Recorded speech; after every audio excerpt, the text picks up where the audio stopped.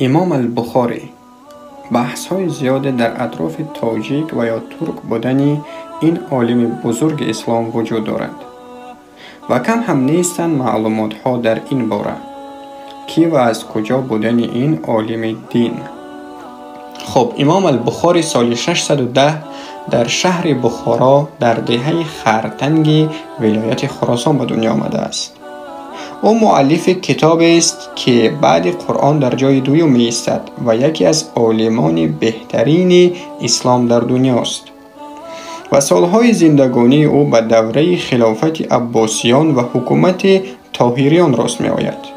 یعنی در این زمان خراسان تحت خلافت عرب ها و به حاکمیت آمدن سلاله تاجیک تبار طاهریان بود و سمرقند و بخارا تا هجوم عرب ها نیز شهرهای ما تاجیکان بود در دوره های سامانیان، هخامنشیان و دیگر.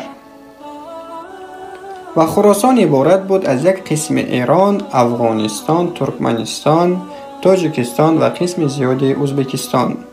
یعنی امام البخاری در دوره های زندگی کرده است که خراسان وجود داشت و خراسان این سلاله فارس نژاد و تاجیک نژاد است.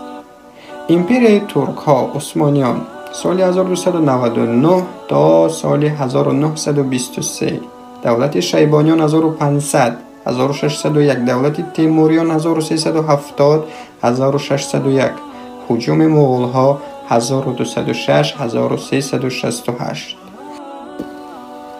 این همه دولت ها و امپریه های ترک ها و منگول ها بعد سالهای زیادی مرگ البخاری امام البخاری به سرزمین آسیای میانه آمدند. بعد از بین رفتن آخران دولت تاجیکان سامانیان سال 1005 در خراسان ترکان و مغولان حکمرانی کردند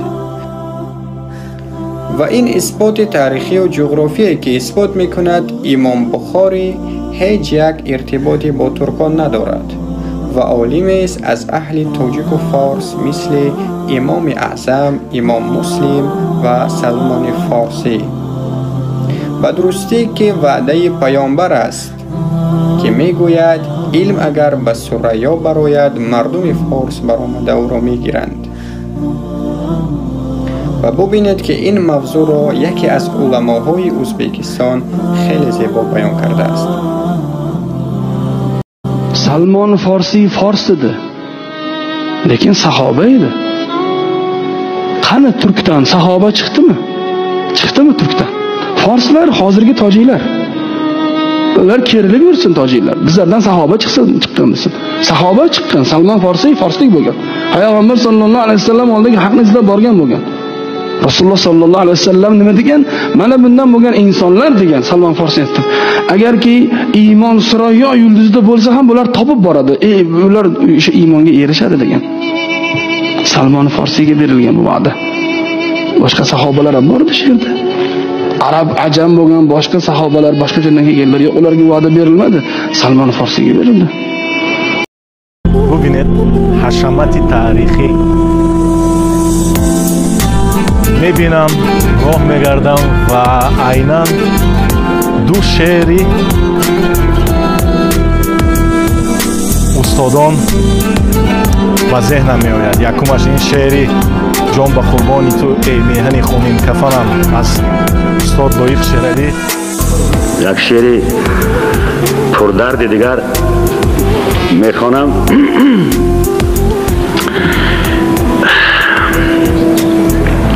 جان به قربان تو ای میهن خونین کفنم، بودی بیت الشرفم گشته بیت الحزنم.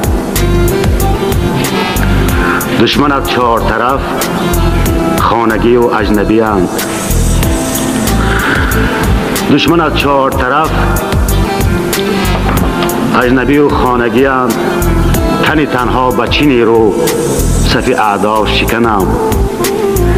دوست دشمن نسق و دشمن تو دوست نماست.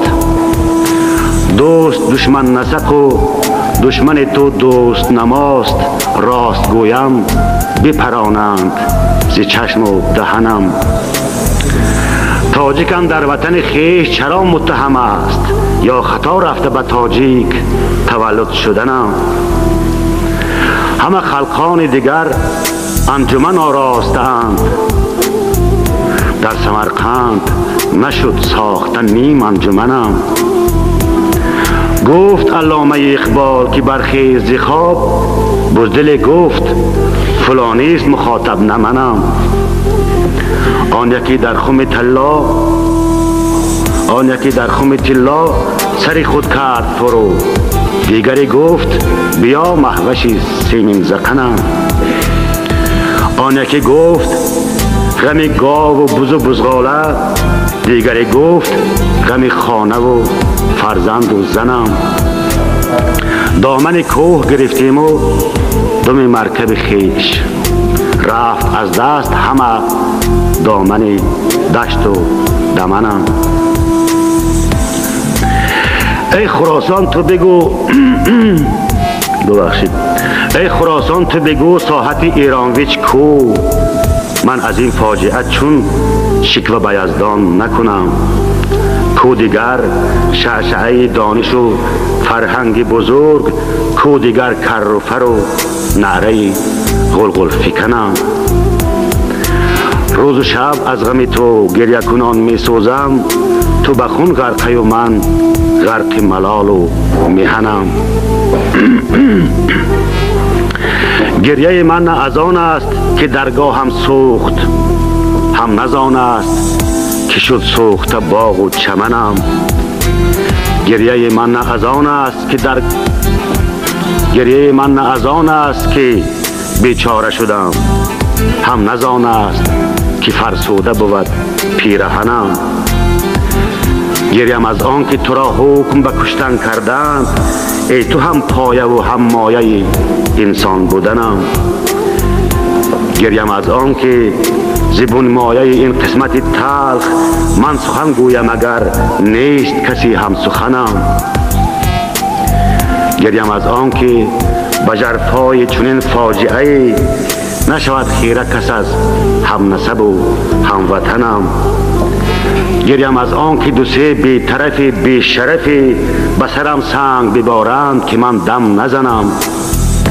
گریم از آن که تو تنهایی و من تنهاتر، وطنم آ وطنم آ وطنم.